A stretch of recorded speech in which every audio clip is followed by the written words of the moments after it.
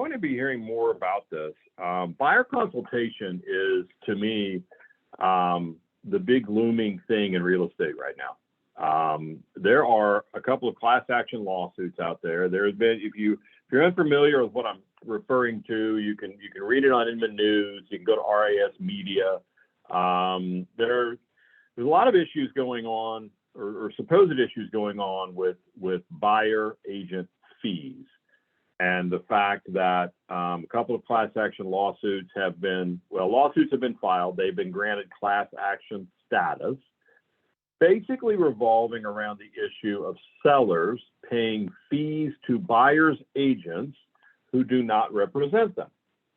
And the crux of the lawsuit basically says buyers should have to pay their own agent. A seller shouldn't have to pay a buyer's agent. RAS Media referred to this as the haymaker for real estate.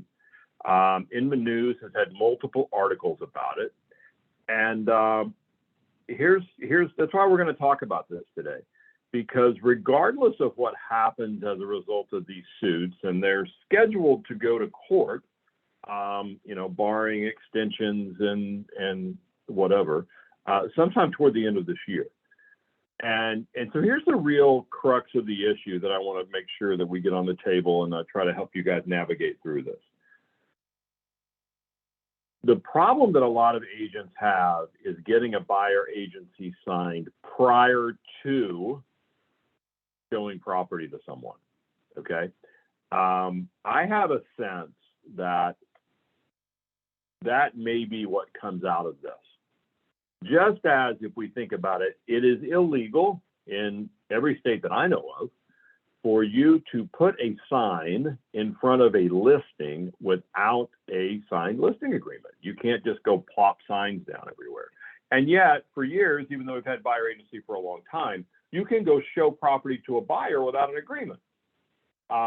We could go down the rabbit hole of the reasons for the disparity between those two sides of the business. But suffice to say, I think we could see come out of this that you're going to have a buyer's agreement before you ever go show property. Let's all hope, I guess, that doesn't happen. But if it does, I want everybody that I engage with to be prepared for that. And if it doesn't happen, and you're not required to have a buyer agency agreement, if nothing else, you will have upped your game on working with buyers. And I think that's a very important topic for us to talk about. And I think it's a very important issue in the industry. So that's why I wanted to bring this up today and talk to you about it. So today I'm going to lay out the basic concept of a buyer consultation. And what I've realized is most people don't really have a buyer presentation. I hear so many on Zillow calls so often, and people are just like, well, I'll just meet you out at the property and show it to you. And then the mantra became, I'm just better face to face. And the bottom line is I think we need to raise our presentation skills on the buy side to the level that we have them on the listing side. So knowing that not a lot of people had a solid buyer presentation that they were comfortable with, knowing that the issue is for a lot of people, well, exactly what value do I bring for a buyer? What's that level of service that I'll bring to a buyer if you sign up with me? I created a buyer presentation that I'm going to share with you today and kind of walk you through this process. So I hope you find value in it. And then the second session will be we did a role play. It's the second time we presented this. We did a role play with a couple, and you're going to see that in 2 weeks. Okay. Now I will tell you up front because it's taped, so I won't be on that one. But it is a role play. But I asked them to give me real, solid examples of what they have run through in purchasing homes. So it wasn't a role play where, just so you guys know, it wasn't a role play where I was saying, then you need to say this, and I'm going to say this, and then you say that. It was totally cold. And in fact, I ran into the people a couple of weeks ago at the grocery store. But the wife specifically told me, she said, we've never had an agent take us through that kind of a process. So I hope you find value in it. I hope you enjoy it. and let's get into it. Buyer consultation, part one. So the first part of this, obviously, is how in the world do we acquire a client, right? How do we get into a conversation with buyers? And then once we get into that initial conversation, what are some of the rules of that? So I would tell you this, in order to be able to effectively convert anything, and as we talked a few weeks ago, lead conversion is the biggest issue in real estate. Lead generation is really not an issue. Lead conversion is the issue. And in order to be able to convert at a high level, you have to master presentation. Life, I've thought for years, is all about presentation. Now, in today's environment, here's what's flipped on its head. You have to differentiate yourself at initial contact, guys. At initial contact. That means you have to own your opening line in every scenario, your opening script, whether it's an open house, whether it is when you're taking a Zillow call, which we have seen the transition of new buyers into the market gravitate towards Zillow very, very quickly, whether it's you're engaged in the KV core and you're starting to get leads off of that, whether it's OpCity, HomeLight. Guys, it doesn't matter where the lead comes from. You have to differentiate yourself at initial contact, and you're going to do that, quite honestly, with your dialogue. And also, next, the materials that you possess, okay? So materials help you get into better conversations with people quicker, all right? So you have to have, and we've talked about this before, you have to have a buyer packet that you can give to people because it's going to help you convert more leads. And if you don't have a buyer packet, you need to really, really be working on one. You need to spend the time, energy, and effort, or spend the money and get somebody to create a really cool buyer packet for you, because I will promise you that materials help you differentiate you much quicker than lack of materials. And then lastly is the process that we take people through. See, real estate sales, and I've said this for years, is a battle of processes.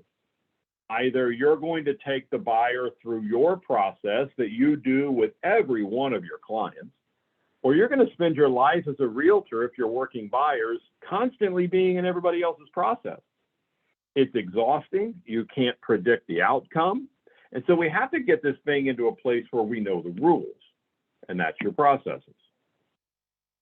Immutable law number 2 is simply called that, the battle of process. Get people into your process.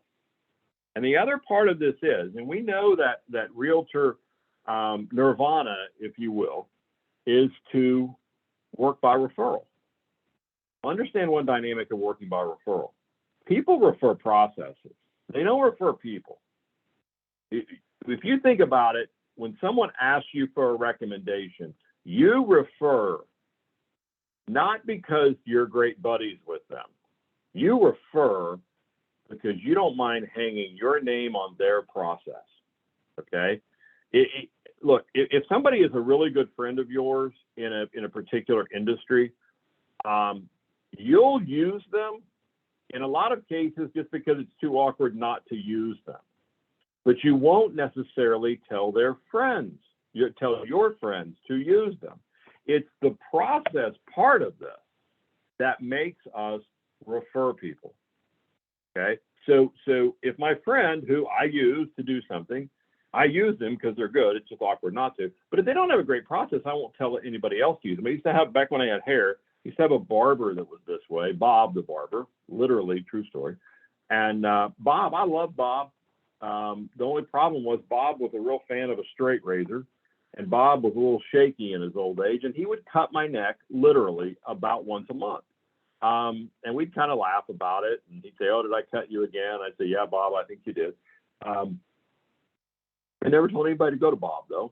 I mean, I just didn't feel strong enough about sending the referral out there and saying, "Hey, go to this guy named Bob. He's really great. He might cut your neck every now and again," right? But I would still use it because there was a friendship there. So what we're talking about on the buy side of this, right? And I just want to make another comment about where this industry is right now. Guys, here's the cold reality of this. Your referrals have to be stronger than they've ever been. And I can give you multiple cases of this, of what I'm running into. And it's happening across the country. This is not a location issue.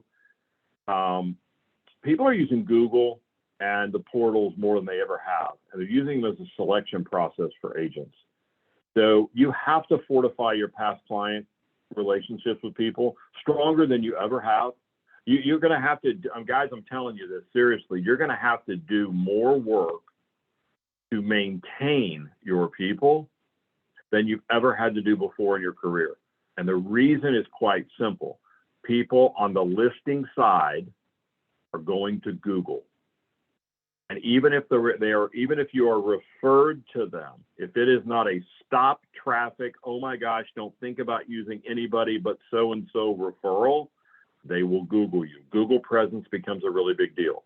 That's the listing side. On the buyer side, like it or not, vast majority of people are starting with Zillow. Okay? This is not a commercial for Zillow. I don't like Zillow any better than y'all do.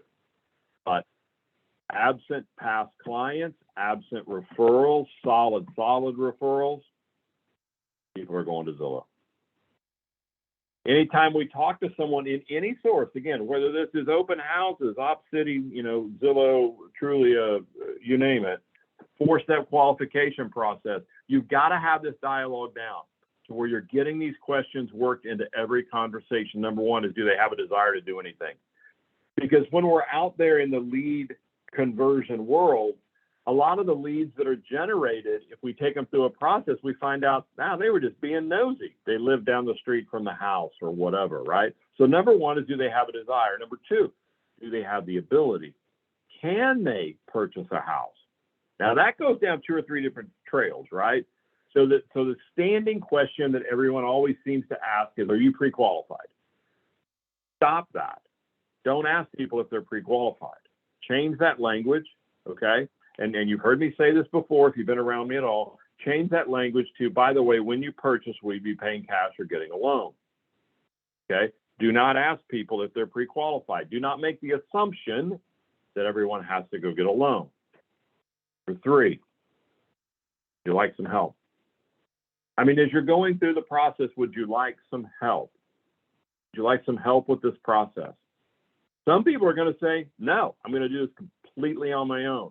But the vast majority of people will say, hey, I already got somebody helping me. Train yourself to follow up with the question, great, who you working with? And then whoever it is, say, well, that's a great agent. Good luck there. But if they say, I don't know if I need any help or not, this is where materials come in, literally at that moment. And it's like, well, hey, here's some information about me and the way that I work. I would just like an interview. Could I just interview for the position to be able to help you? Every day, guys, when you're engaging with someone, we need to be getting this pathway, if you will, or these 4 questions into every conversation that we have with someone. You get 4 yeses, you got a lead. If you don't get 4 yeses, you don't have a lead. All right? Move on. You do not have a lead. This is not a lead. This is a human being that you had a conversation with. But if you get 4 yeses, now book an appointment for a listing and buyer consultation. In order to keep this conversation moving the way you need it to, guys, if you don't already have these, we bring these up in so many different sessions, but if you haven't taken the time to get these materials, make copies of them, laminate them, and keep them with you at all time, you're not maximizing your lead conversion. Just not. These 2 sheets, one on the listing side, one on the buy side, will help you keep the conversation moving. Okay, will help you ask the great questions. It will do more, and we've got case studies in it. It will do more to differentiate you than any other thing you can do. Now, if you do that and you arm yourself with a great buyer's guide, this is from one of my clients. It's actually probably the best work I've seen anybody do. She took the basic template that we provide, which we're going to give you guys, and then she turned it into this unbelievable piece, right, using Canva. Okay, I'll just tell you, that's how she did it. All of a sudden now I've had a great conversation with you. I've asked the right questions. Bam, I lay my great materials on you. I've got your attention. Yeah, I think I want to talk to you about possibly helping me. And here's how an open house should look, right? A buyer packets, listing packets, FSBO packets, perhaps new construction, first-time home buyer packet, so that wherever this conversation goes, you've got some materials there for those people. And guys, I would tell you that when you find a conversation, you're having a conversation with potential clients repeatedly, and it's going down the same route, and you don't have materials for that, that's where some of your prep work needs to be, like we talked about a few weeks ago. You need to be working on having materials. If there's a conversation that keeps coming up, we want to fortify that conversation with great materials. And then you have to have what I would call the conversion process, right? So we have a great conversation with someone because we use the checklist that I referenced earlier. Perhaps then we follow it up with a quick little video. Guys, if you're not doing stock videos, okay, just a video that just says, hey, you have one, say, for an incoming call, right? Just wanted you to be able to put a name with a face. I look forward to a continued conversation with you. Or, hey, thanks so much. You just walked out of my open house a while ago. I just wanted to thank you so much, and I look forward to a continued conversation. Because then they've gotten your materials. Now, if it's an open house, you handed them the materials there because you had them at the ready. If it's a Zillow call, one of those other calls, right? I want you to put a name with a face and then attach to that video. This can all be done by text message. Attach a PDF of your buyer packet. And all of a sudden, your stock just went way up with these people. You are not like the realtors that they've talked to before. You're not like what they've expected. Then we're going to turn around and we're going to follow up. Now we have a reason to follow up with people. And we've started this differentiation process from the very beginning. We're going to book a consultation with people, which I'm going to go through the dialogue of that today. Then we're going to end up in a contract with them. This is what I would recommend to you, or what I would propose you should be doing with every lead that you have. Now, it doesn't mean we're going to send materials out to everyone. We're only going to send materials out to those people that we had a great conversation with. Because if we don't have that great conversation on the front end, that initial contact, we're not going to get the opportunity to have the rest of these. So then we get into the actual presentation. What's your desired result of sitting down and talking to anyone at any time in this business? It's a signed agreement. Anytime you sit down at a listing presentation, your goal is to get a signed listing. Anytime we sit down at a contract presentation, our goal is to get a signed contract, right? Well, anytime we talk to a buyer, we need to be sitting down with them. We need to get a buyer agency agreement signed. I would tell you that aspirationally, you shouldn't be working with a buyer without an agreement.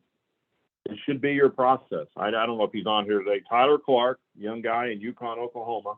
I know Tyler says to people, I have a process I take my buyers through. I would love to meet with you. I had a gentleman years ago, Chuck Rumfeld. He would not work with a buyer without a buyer agency agreement, but he had a great buyer agency presentation. He could show you why you should hire him to represent you. So starting the conversation, all right, so we've met somebody perhaps in an open house, on an online lead, whatever. We sent them the materials, we sent them the video. Now we're into the process. Here's exactly how I would contend you start every conversation. As we go through the process today, I'd like to ask you some questions about your goals in the home buying process. Here's the question. Have you all done this before, or have you been through the process before? Tell me about it. How many times have you bought a house? Tell me what happened. Overall, good experiences or bad experiences. Walk me through each purchase that you've done. Make sure you write down all their answers and explore all of their answers. The concept, again, is called going 3 deep. And it simply says, anytime I ask you a question, you give me an answer. There's probably a deeper level. It probably actually goes 3 deep. It comes out of a book called Top Grading by Bradford Smart. It is a sound concept, okay? So if someone says, well, yeah, we bought houses before, well, tell me about it. Good experiences or bad? Well, I was pretty good experiences. Okay, what made them good? That would be going to the next level, right? Of going deep. What made them bad? What did you expect to see happen that didn't? What happened that you didn't expect to see? How would you relate the conversations and the communication that you had with your agent, right? We're just trying to figure out where their headspace is. And then the big questions are these. Do you think buying a home in today's environment is going to be easy or hard? And if they say, well, I think it might be hard. Well, 3 Deep would say, well, what do you think is going to be hard about it? Right? They may say bidding wars. They may say this, that, or the other. What they're going to do, guys, if you're armed for this, they're going to build your presentation for you.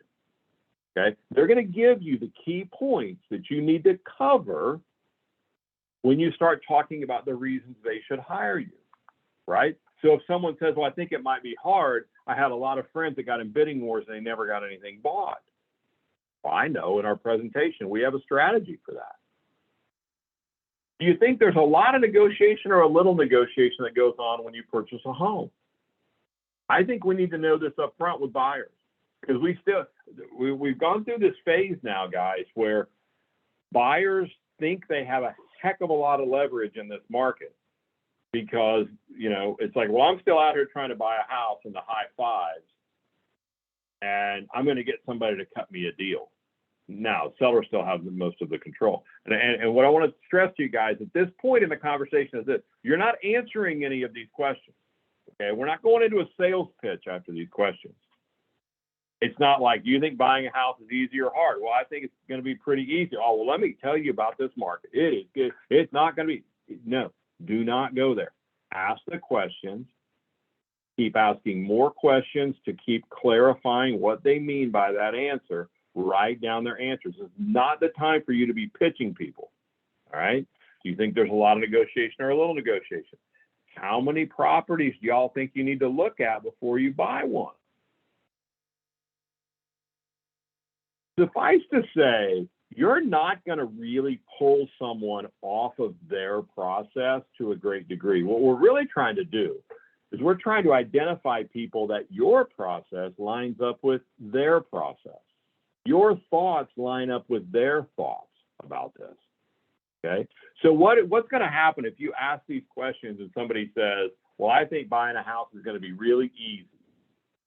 I plan on getting somebody to negotiate a ton, or I'm not going to buy it. And you know what? I want to see them all. So there's no limit to the number of houses I'd be willing to look at. Is that a buyer you want to work with in today's market? Because to me, that's their process. And I'm trying to help you figure out, is this somebody you want to get near? What are your thoughts on the current market? I think I got a lot of power. I'm going to make somebody bleed when I buy one. Right? Now, we know that's not true. It doesn't mean that's not where their head is. So if we ask these questions, it starts to unveil what's going on, or it starts to peel the layers of the onion, it's been said many times. Write down and explore all of their answers. Don't make any comment about it. Your pen is your friend. Thomas Jefferson said, nothing gives one man more control over the other than to remain cool and unruffled in all circumstances. What we're trying to do is we're trying to slow down conversations. We do not want this conversation to speed up. We want to remain very slow. So if you'll get the habit down of writing down a lot of things, right? When you ask someone a question, just writing down their answer, what you'll discover they'll do is they'll continue to speak while you're writing, and thereby unveiling more things that will help you out in the long term. After you've explored their answers, now you explain to them the reality of the marketplace. Well, I think houses are easy. I think I'm going to get somebody to cut a real deal. I think I need to look at everything that's on the market. You know, I think I've got a lot of control. Hey, I get it, but let me tell you how things really are in today's marketplace. This is your time then to introduce reality. Talk about the speed of the market, right? Because even in this marketplace today, I mean, if you watch the news, it sounds like nobody's selling any houses.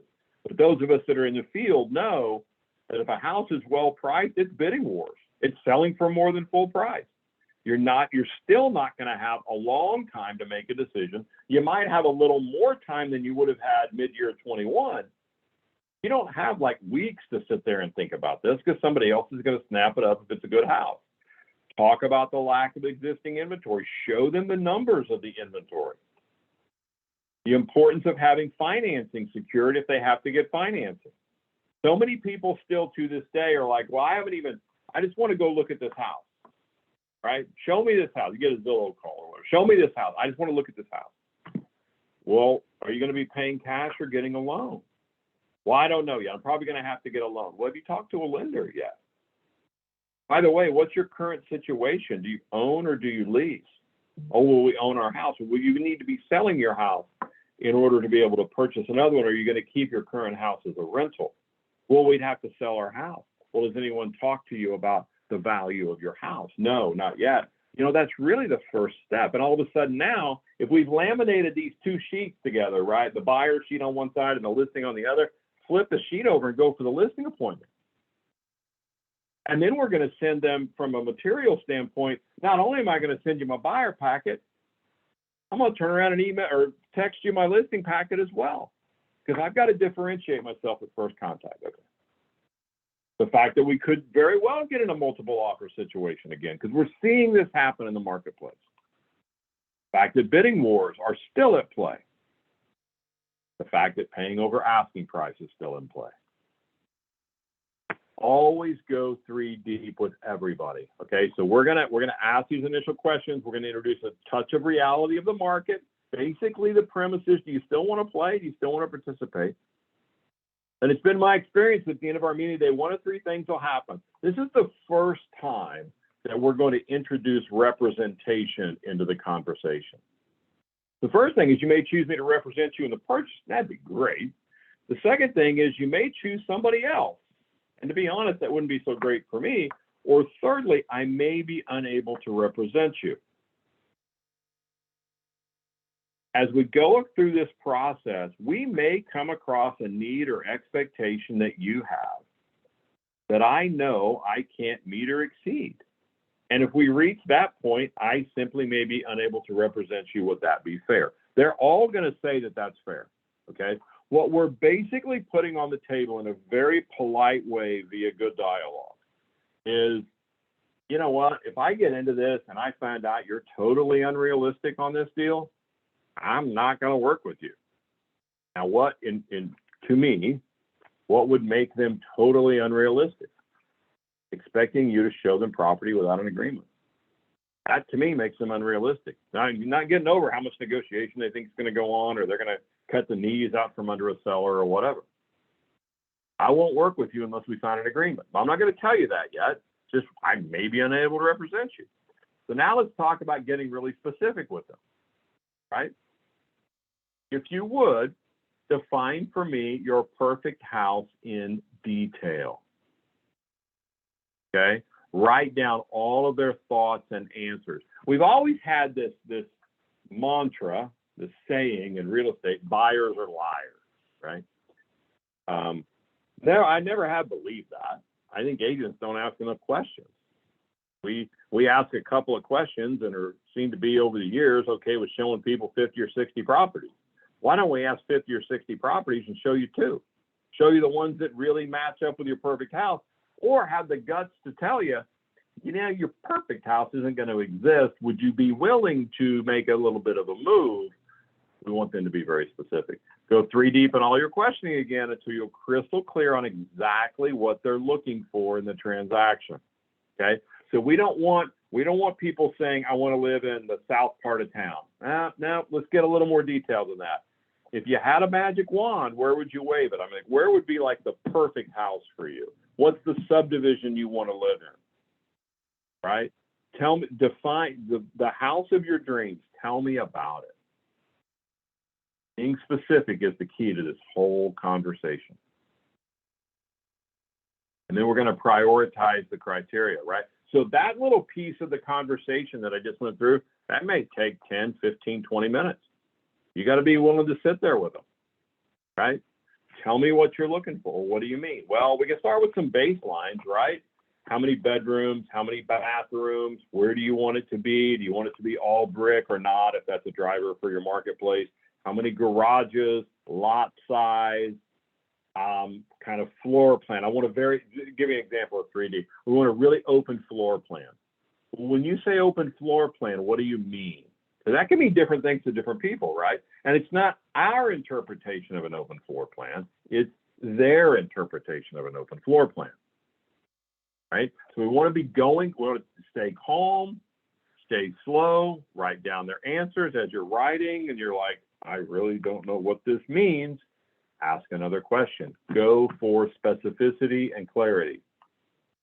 And then we're going to turn around and kind of start to get them really dialed in. Which of the items from our previous perfect house list is non-negotiable? In other words, you don't even want to look at it if it doesn't have X. Okay. A lot of times people go, I don't even look at anything that doesn't have 4 bedrooms. I don't want to look at anything that doesn't have at least an acre or an acre and a half or whatever. You got to be willing to stay in here and spend time in this. Okay. What's important to you about those 4 bedrooms, right? Well, I need, master bedroom or primary bedroom, I guess let's call it now. We got the primary bedroom and I got 2 other bedrooms for the kids. And I'd like to have a 4th bedroom for an office. All right, that's cool. I got you. Let me ask you another question. Do you need the door for the office, or if we found a 3-bedroom with a larger, an area for an office, would that work, or we specifically want to have that 4 bedrooms? Oh no, I got to have 4 bedrooms. I got to have a door. I got to be able to shut it. Perfect. I'm now crystal clear. There's no reason for us to look at anything that doesn't have at least 4 bedrooms. What's the second most important feature? What's important to you about that? Is there anything else about that? What's the third most important feature? Right? And we just start clicking down the list, not our interpretation of their features, but what they believe are the most important things. Guys, this is all heading into asking somebody to hire you. So that's why this dialogue right here is very, very important, or these questions are very, very important.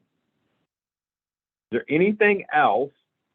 Like, what would the 4th thing, the 5th thing be? Let's get a pecking order of the things that we're going to be looking for, right? So that you as the agent I'm crystal clear on exactly what you want in your next house. I haven't told you we're going to be able to find it. I haven't told you it exists in the marketplace. I just now know what we're looking for. Ask the buyer to defend each of their needs or wants for the new house as you go through. As an example, we need 3 bedrooms. Well, let's talk about the uses of the bedrooms like I did earlier. Well, 2 to sleep in, a 3rd for the office. Do you specifically need a bedroom or a large space big enough for an office, right? That dialogue I just went through. Get used to doing this with people. I know as I sit here and go through this, I know it's like, wow, this sounds really, now, some people may think it sounds offensive. Some people may think I'm asking too many questions. I'm prying too much. I will promise you, okay, if you're polite when you do it, you have voice inflection, people love this process. No agent has ever taken them through this process before. Conversation allows you to possibly expand the parameters of the search, right? Because a lot of things they may throw out in the beginning, they can't really defend why. And it's like, well, do you want to soften on that a little bit? Or are we keeping this one as one of the main drivers? No, I probably would soften on that. Be willing to have the conversations about everything. I mean, with low inventory, and we still have low inventory, guys. We're looking to expand the search criteria to a degree. With high inventory, when I got 50 houses for you to look at, I got to have this conversation so I don't have to show you all 50. Same process gets us to both places. Then we're going to check for commitment.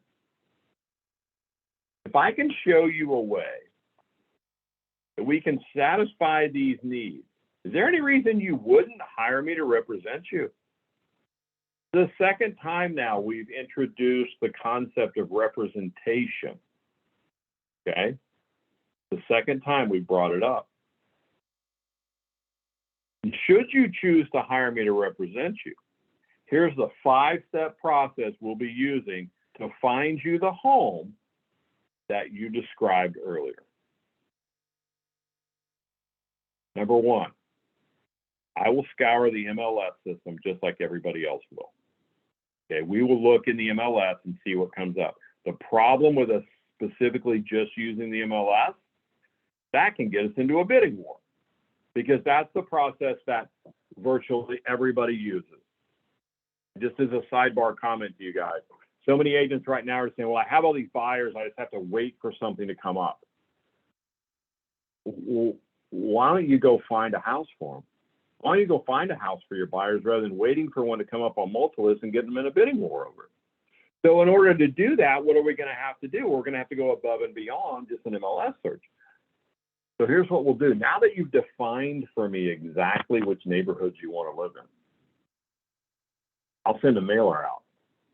Okay, I'll send a mailer out and see if we can get some of those people who are contemplating a sale. See if I can get you in there first before it hits multi-list. I'll also call the neighborhood for you. They missed the mailer, maybe we'll get a call. I'll do some door knocking. I'll network with other agents, see what they have coming on pre-market, and I'm going to canvass all of my past clients. If you've been doing this for a while, you probably have a couple of people that live perhaps in the area where they want to live or have the features, and I'll canvass my past clients as well. In other words, if you hire me to represent you, I'm going to put time, energy, and effort into this deal, just as I do if someone lists their house with me, right? I mean, if we do the listing, on the listing side, it's like I'm going to, maybe do just listed postcards. I'm going to hire a videographer. I'm going to have a stager. Those are the reasons you should hire me. Put pen to paper, hire me to represent you in the sale of your property. We have to take that same process to the buyer side.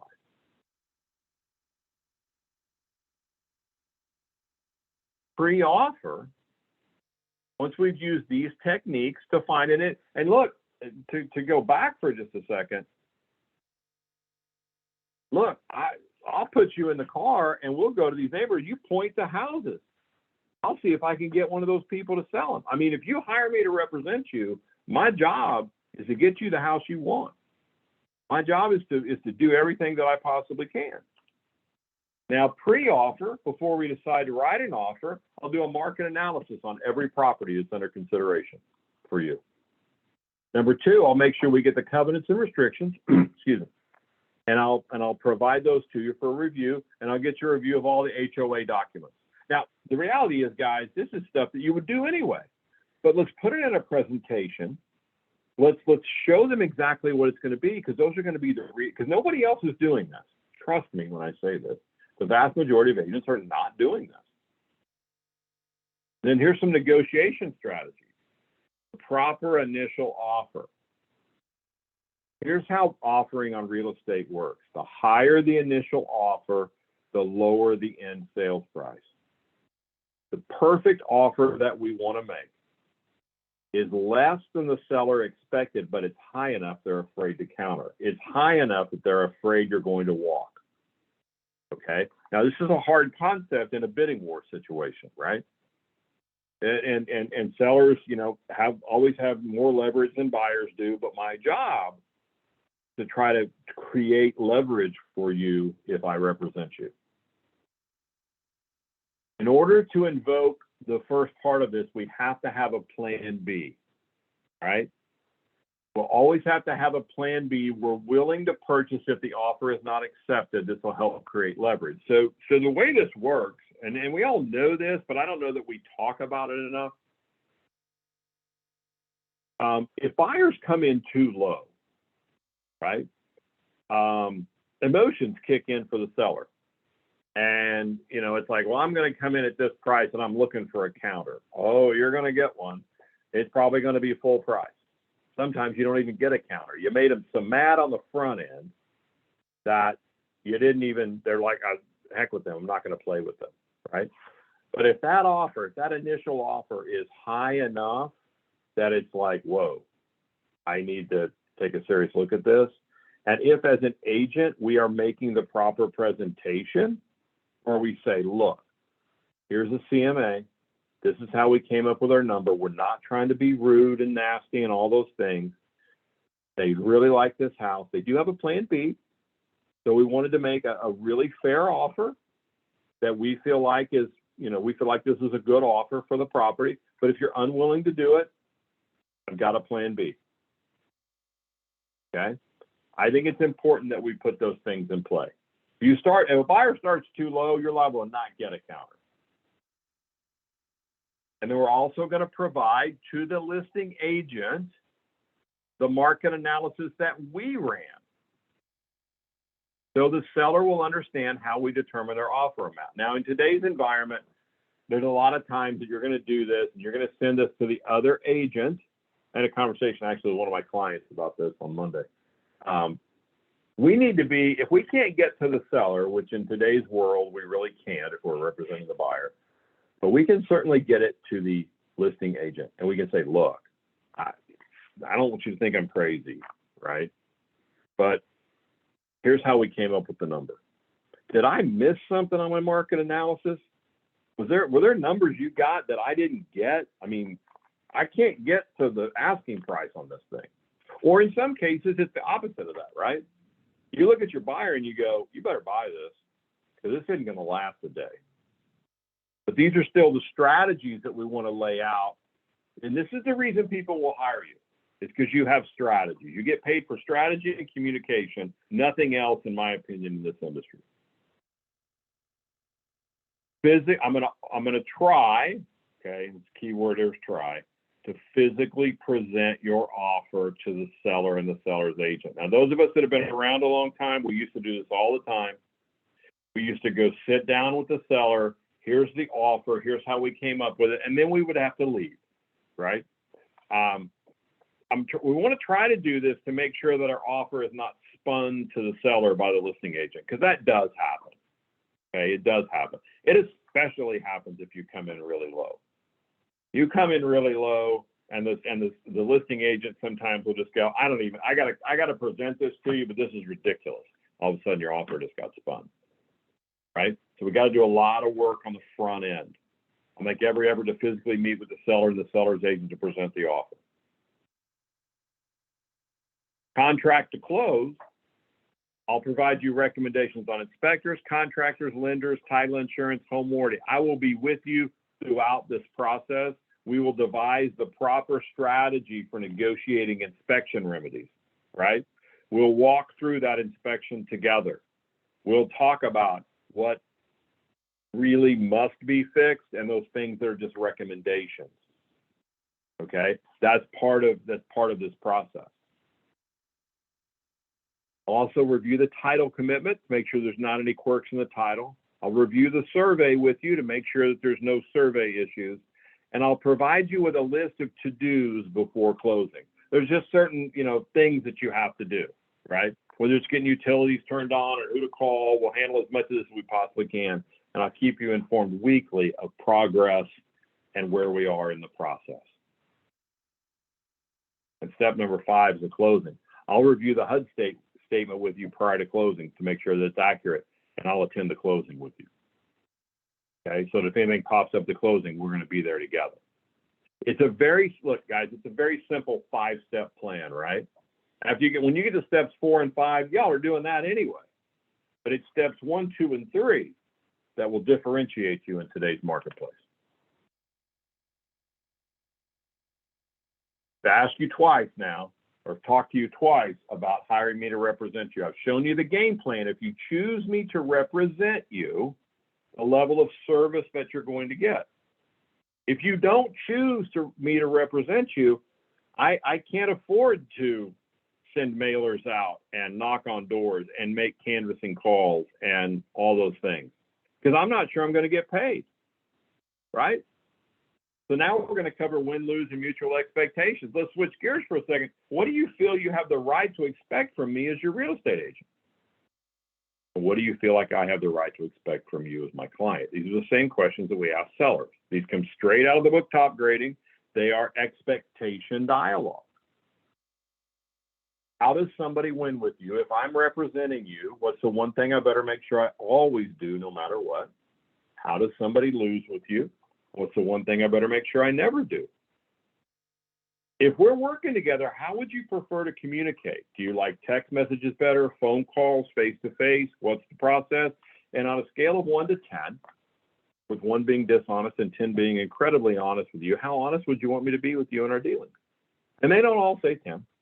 You know, we've talked about this with sellers especially. They'll say 7, somewhere between 7 and 10, a lot of 8s and 9s. And then you have to kind of chuckle and say, well, wait a minute, what's an 8 on honesty? And then to a person, they'll say, I want you to be honest, but I want you to be nice. I have my own list of what I think you can expect from me and what I expect from you. Now, whether this is in writing or whether just in your head, you got a list. We all have a list. I think you should put it in writing. I think you should share it with your clients.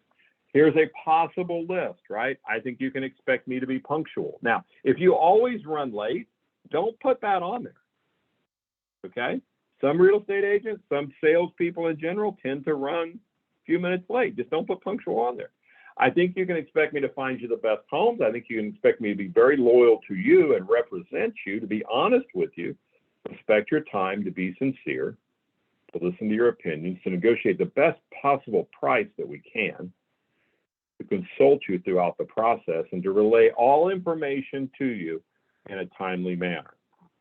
Here's what I would expect from you. I would expect you to be loyal to me, to make an appointment to see properties, to be very honest with me, to be motivated to buy, to respect my time, to obtain a pre-approval letter, right, if you haven't already, to respect my opinion, and to be realistic on inspection requests.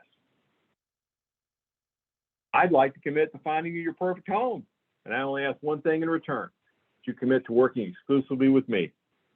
A guarantee of the best service in the industry, a guarantee that we will do all these things I laid out.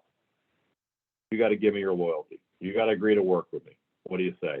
And you slide the buyer's agreement across from them. Now, you and I both know buyer agreement is not worth the paper it's written on in most cases, meaning most agents will never pursue a buyer agency agreement if the people go out and buy something without them. But if you have this high-level dialogue with someone, they're at least going to tell you up front, I am not signing one of those. Why not?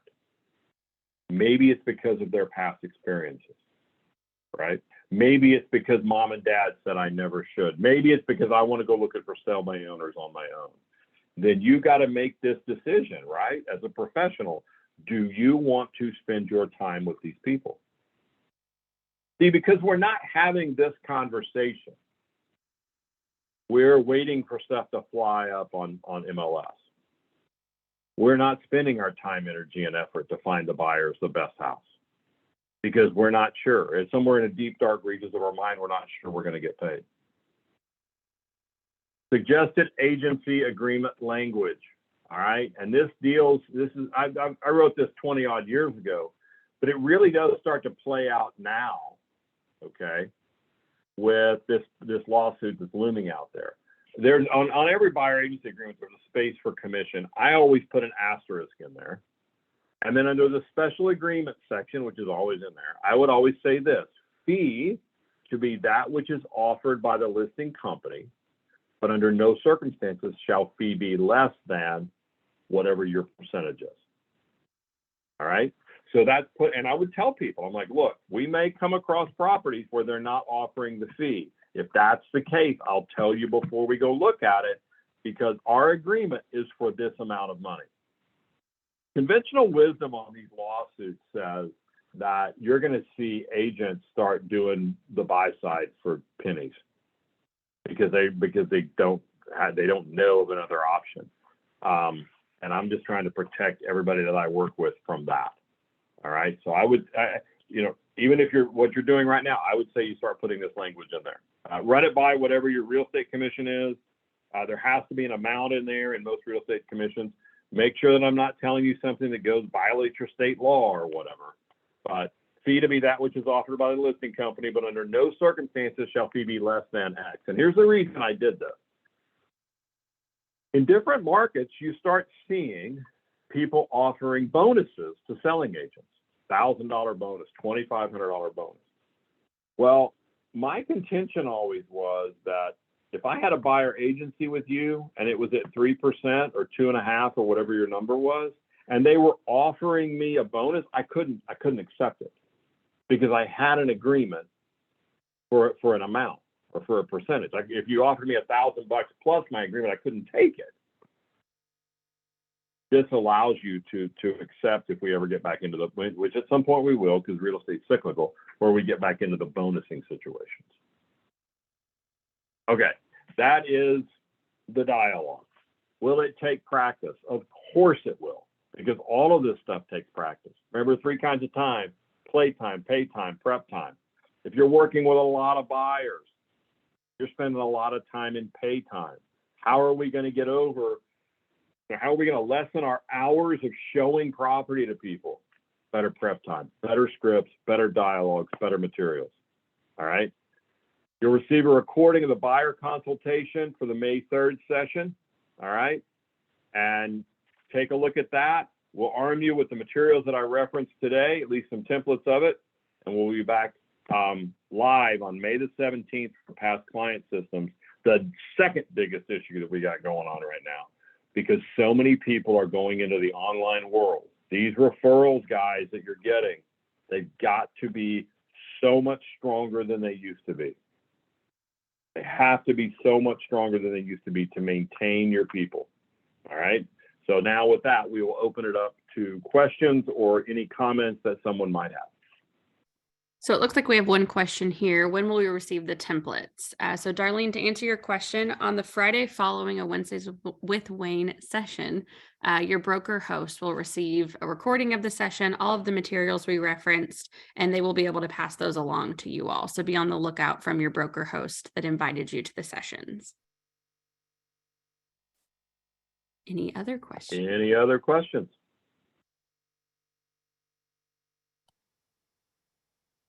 You're welcome to submit your question like Darlene, or you can raise your hand, use that function, and we can let you ask your question yourself if you'd prefer.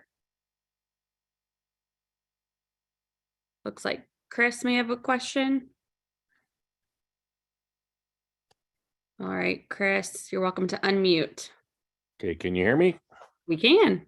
Excellent. If you have a phone number and email address to start with from the referral, what do you find is the most effective first reach? Is it an email, or is it a phone call or a text? A phone call. A phone call. It's a phone call, and immediate follow-up to that phone call, if they don't answer, is a text message with an attachment of your buyer packet. Okay. Absolutely. Yeah, I would not go down the email route. There's kind of like a food chain of communication, right? So face-to-face is the best. If I can't get face-to-face, I want to have a phone call with you. If I can't have a phone call with you, I want to send you a video. If I can't get you a video, I want to do a text message. The last thing I would do is email someone. All right. Thank you. Okay. Perfect. It looks like Karen has also submitted their question in the Q&A. It says, I did not understand the slide that said, the higher the offer, the lower the price. Okay. Let me give you an example. Let's say that you have your house listed for $200,000. Okay. And an offer comes in and it's at $175. Okay. And let's say you're at 200 now, but you started it out at 225. Right? You've already dropped it 25,000. Now here comes an offer at 175. Whether 175 is accurate or not, you're going to introduce emotion from the seller. These people are trying to just undercut me, right? What we've determined over time is that you don't want to go into these situations looking for a counter. You want to make an offer that you can justify, number one. And again, the only way I know to describe this is it's enough that the seller's afraid to let you walk away. Okay. And I don't know if that was really in my head. I have this down. If that was not a good enough explanation, ask me again, and I'll try to give you a better explanation of it. It sounds like the closer you can get to that price, the more likely you're able to have actually paid less than what they're asking for. Well, yeah, because I mean, at some point it turns into I'll give you this, and if you don't like it, I'm walking. And kind of what we're gambling on is, or the theory would be, oh, I don't want you to walk away. But if you've hit me, at 80% of what I'm asking, go ahead, slugger, walk away. Well, I was just looking for a counter. Oh, well, now you've made me mad. Now you've, and I guess I would lay out that this goes back to one of my immutable laws of real estate, is that sellers start this process very emotionally. This is their home. And in the very beginning of the process, well, let's just be honest. In the very beginning of the process, with a low market time, you're going to pay more for a house, or your initial offer is going to have to be more than if the house has been on the market for 6 months. I mean, a house is on the market for 6 months. The marketplace has basically said, yeah, it's not that great. If it's a long market time, you can come in lower and you don't really care whether you make them mad or not, because nobody else has wanted to buy it, right? This is, a lot of times when buyers would say, well, I'm looking for a really good deal. Okay, so then the houses we want to look at then are the ones that have been on the market for a long time and nobody else wants. Is that your criteria for buying a house, right? And then one of the lines used to be, are you buying a home or are you buying a house? Let me know. Because the longer market times, that's when investors start to show up and say, I'll take it off your hands. We want to deal with sellers. Most sellers have an emotion. I'm going to wear this topic out. Most sellers have an emotional position in this. And if we start too low, we will just make them mad, and they won't even accept what maybe they would have accepted had we started higher. And then maybe that explains it. Sorry. It's an easy concept in my head and one hard to explain. If Any that other doesn't questions? clarify it, you're welcome to unmute and ask any other questions. But does anyone else have a question for us? All right. Oh, looks like Karen is unmuted. And I apologize if I'm mispronouncing your name. That's okay. Yes, it's Karen. Thank you. Karen. I think the way I understand the slide is that it's more so the closer to the asking price, the better negotiation you'll have. I think I didn't quite understand the slide, but if I understand what's being said, right? Yeah, at a minimum, you'll have a better negotiation. Right. Instead Optimally, of optimally, you'll get it purchased at that number. Karen, the key to this is if I come in and say, here's our offer. I know it's less than what you guys are asking for, but here's how we came up with the number, right? Here's the CMA I ran. If I missed something, if you're the listing agent, I'm going to go, did I miss something here? I can't. And what's funny is a lot of listing agents will go, no, I tried to get them lower, and they just wouldn't do it. And then the backside to that is, if we have a plan B, it's like, look, they really like the house, but they do have another option. Not trying to hold anybody up, but we do have another option. I remember on the opposite side of this one time, without getting into telling stories, but I always do. I had a seller one time that told me, he said, I'll list my house at that, but I'm going to hold you to that number. And I said, fine, I have no problem with that. So we received an offer that was less than that. And the seller just looked at me because I'd made the promise to him. I said, if the house won't perform at or above that number, I'll just tell you, I'll eat the difference. And he just looked at me and I said, we're going to counter him. I countered him back at full price. And the other agent, I told him, I said, I have a counter for you. And he said, you've got to be kidding me. And I said, no, it's a full price counter. And he said, we made a really great offer. And I said, well, I understand. But I said, all of our numbers say that we're the best house in this price range. If we're not, we're wrong. But I don't think there's another house out there as good as we are. And He goes, no, you're right. They'll pay it, right? So real estate's all about having control. And our job is to try to put our buyers in control when we're working with them, and our job is to try to put our seller in control. So that it will at a minimum get you a better negotiation, no doubt, because we won't have emotions flying around. Yep. If I can say one thing that I do is I prepare each seller and I tell them we're always going to have one that's in a different universe. And we're going to pretend like they came in with an offer in our universe. So we're going to counter as if they were close to what we're asking for. And if they don't come close, then we know that they were never really serious to begin with. So when we get one, I go, see, told you. Every single time. Yeah, that's awesome.